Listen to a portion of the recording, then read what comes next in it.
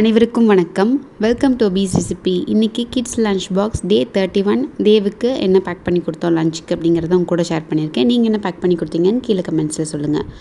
இன்றைக்கி சப்பாத்திக்கு பன்னீர் கிரேவி பண்ணலாம் அப்படின்னு சொல்லிட்டு ஒரு மிக்சர் ஜாரில் கொஞ்சம் பொட்டுக்கடலை, சின்ன வெங்காயம், பூண்டு, அப்புறம் ஒரு ஆப்பிள் தக்காளி. அது கொஞ்சம் ஸ்வீட்டாக இருக்கும், நல்லாயிருக்கும் கிரேவிக்கு. தூள் பார்த்திங்கன்னா மல்லித்தூள், மஞ்சள் தூள், மிளகாத்தூள், கரம் மசாலா, அதுக்கப்புறம் சீரகத்தூள் இதெல்லாம் சேர்த்திருக்கேன். இது நல்லா நைஸாக அரைச்சிக்கலாம். கொஞ்சமாக தண்ணி ஊற்றி நல்லா பேஸ்ட் மாதிரி அரைச்சிக்கோங்க. அப்புறம் நம்ம தேவையான அளவு தண்ணி ஊற்றிக்கலாம் கிரேவி பண்ணும்போது. இப்போ ஒரு கடாயில் நெய் போட்டுக்கிறேன். நீங்கள் பட்டர் சேர்த்திக்கலாம், இல்லை எந்த ஆயில் வேணாலும் நம்ம சேர்த்திக்கலாம். நான் இன்றைக்கி நெய் சேர்த்திக்கிறேன். கல்பாசி, மராட்டி மொக்கு, அப்புறம் கொஞ்சம் புதினா இலை சேர்த்திக்கிறேன். அப்புறம் நம்ம அரைச்சி வச்சுருக்கிற அந்த பேஸ்ட் கூட கொஞ்சம் தண்ணி கலந்து கொதிக்க விட போகிறேன். உப்பு சேர்த்திக்கலாம். பச்சை வாசனை போகணும்.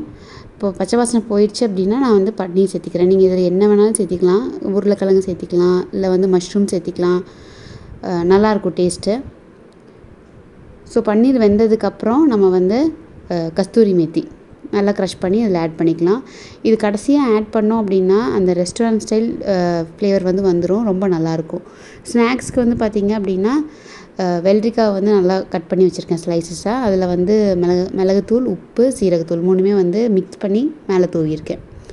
சப்பாத்தி மாவுக்கு ஓமம் சேர்த்திருக்கேன். நீங்கள் இந்த மாதிரி சப்பாத்தி மாவில் ஓமம் இல்லை சீரகம் எதுனாலும் நம்ம சேர்த்திக்கலாம். எதுலையாவது ஒன்று இதில் நம்ம சேர்த்திட்டோம் அப்படின்னா அவங்களுக்கு டயட்டில் இன்க்ளூட் ஆகிற மாதிரி இருக்கும். ஹெல்த்துக்குமே ரொம்ப நல்லது, டைஜஷனுக்கு ரொம்ப நல்லதாக இருக்கும்.